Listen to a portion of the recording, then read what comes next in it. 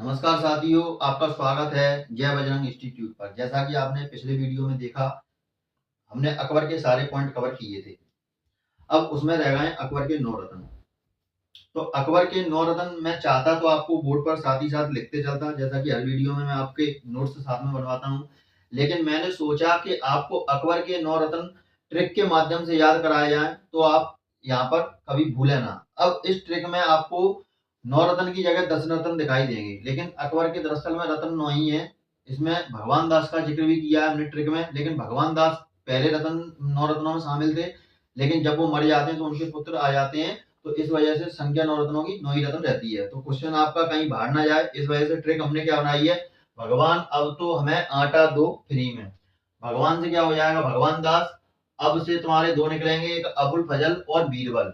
इसके बाद तो से निकलेंगे तानसेन, और हमें हा से निकलेंगे हकीम खान, और मां से निकलेंगे तुम्हारे मानसिंह। आ से निकलेंगे अब्दुल रहीम खाने खाना, और टा से निकलेंगे आपके टोडरमल। इसी प्रकार दो से हो जाएंगे मुल्ला दो प्याजा, और फ्री से हो जाएंगे तुम्हारे फैजी। अब इन 9 रत्नों के हम जो फैक्ट हैं वो भी साथ में कवर करेंगे। जैसे कि पहले हमारे नवरत्न कौन है, तुम्हारे भगवान दास। और भगवान दास किसके पिता हैं, मानसिंह के हैं, और ये आमेर के राजा कछवा वंश के हैं। कौन से वंश के हैं, कछवा वंश के हैं। और इन्होंने ही मतलब इनके जो पुत्र थे मानसिंह, इन्होंने हल्दी घाटी युद्ध में, जैसा कि आपने पिछले वीडियो में देखा, तो हल्दी घाटी युद्ध में इन्होंने क्या किया था, सेना का नेतृत्व किया था। अब इसके बाद चलते हैं हम तुम्हारे अबुल फजल पर। तो अबुल फजल के बारे में थोड़ी जानकारी ले लेते हैं। तो अबुल फजल क्या है, इन्होंने विष्णु शर्मा की जो पंचतंत्र पुस्तक है उसका फारसी में अनुवाद करवाया। दूसरा, अनवर ए सोहेली नामक रचना थी, उसका भी फारसी में अनुवाद कराया। दीन ए इलाही के ये पुरोहित हैं, जैसा कि मैंने आपको पिछले वीडियो में बताया था कि दीन ए इलाही के अगर पुरोहित के बारे में पूछा जाए, यदि ऑप्शन में अकबर आए तो अकबर लगाना है, और अगर अबुल फजल आए तो अबुल फजल लगाना है। इसके बाद इसकी जो रचना थी वह थी आयन अकबरी, और तुम्हारी कौन सी, अकबरनामा। अब 1602 ईस्वी में क्या होता है, 1602 ईस्वी में वीर सिंह बुंदेला अबुल फजल की हत्या कर देते हैं। इसमें भी बड़ा रोचक कहानी है, जब मैं आपको रियासतें पढ़ाऊंगा मध्य प्रदेश की तो उसमें बताऊंगा, फिर भी थोड़ा आपको कवर कर देता हूँ। होता क्या है कि अकबर का जो पुत्र रहता है सलीम, और सलीम आगे जाकर कौन बनता है, तुम्हारा सभी को पता है कौन बनता है। तो इसमें क्या होता है, अकबर जैसे ही पहुंचते हैं तो अकबर पहुंचते हैं अपने पुत्र के लिए पूछते हैं कि भाई सलीम कहाँ गया है, राज्य की देखभाल नहीं कर रहा है और काफी दिनों से राज्य में नहीं लौटा है, तो इसको आप ढूंढ कर लाओ। तो अबुल फजल जाते हैं, तो क्या होता है, सलीम और तुम्हारा ये वीर सिंह बुंदेला दोनों पार्टी कर रहे होते हैं, और अबुल फजल जाकर बोलता है कि भाई साहब चलो घर पर, तुम्हें क्या पड़ी है यहाँ पर, आप राज्य की देखभाल नहीं कर रहे। तो वो कहता है कि तुम हमारे पिता के चापलूस हो, नौकर हो, नौकर की तरह रहो, हमें ज्यादा मत सिखाओ। और ये उसको भगा देता है, और वीर सिंह बुंदेला को इशारा कर देता है। वीर सिंह बुंदेला इसकी क्या कर देते हैं, 1602 में इसकी हत्या कर देते हैं। इसके बाद चलते हैं हम बीरबल पर। बीरबल का तुम्हारा बचपन का नाम यदि हम बात करें तो इनके बचपन का नाम क्या था, महेश दास था। और ये एकमात्र ऐसे हिंदू थे जिन्होंने दीन ए इलाही स्वीकार किया, जैसा कि हमने आपको पिछले वीडियो में बताया था। और इनकी मृत्यु कब होती, तो 1586 ईस्वी में ईसुफजाइयों के विरुद्ध इनकी मृत्यु हो जाती है। इसके बाद बात कर लेते हैं हम तुम्हारी हकीम खान की। पहले चलो तानसेन को ले लेते हैं। पहले तो तानसेन को हम बात करें तो तानसेन का अन्य नाम रामतनु पांडे या तन्ना मिश्रा था। और इनके गुरु की यदि हम बात करें तो हरिदास इनके गुरु हैं। अब हम बात करें तुम्हारा जो हरदास है, तानसेन का मकबरा है, और गौस मोहम्मद का मकबरा है। ये कहाँ पर है तुम्हारा, ये ग्वालियर में है। तानसेन की कुछ रचनाओं की बात करें तो दरबारी राग, मियाँ का राग, और मियाँ की टोली।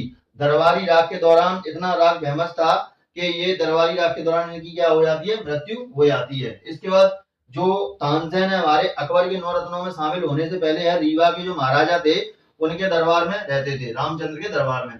और अकबर ने इनको कंठावरण बांडी विलास की उपाधि दी थी। कौन सी उपाधि दी थी, कंठावरण बांडी विलास की उपाधि दी थी। और इनके जो गुरु हरदास थे, तो हरदास के विषय में ऐसा फैक्ट है, ये इतना अच्छा गान गाया करते थे कि इन्होंने अकबर के राजमहल में जाने से मना कर दिया था। अकबर को इनका संगीत सुनने के लिए इनकी झोपड़ी पर आना पड़ा था।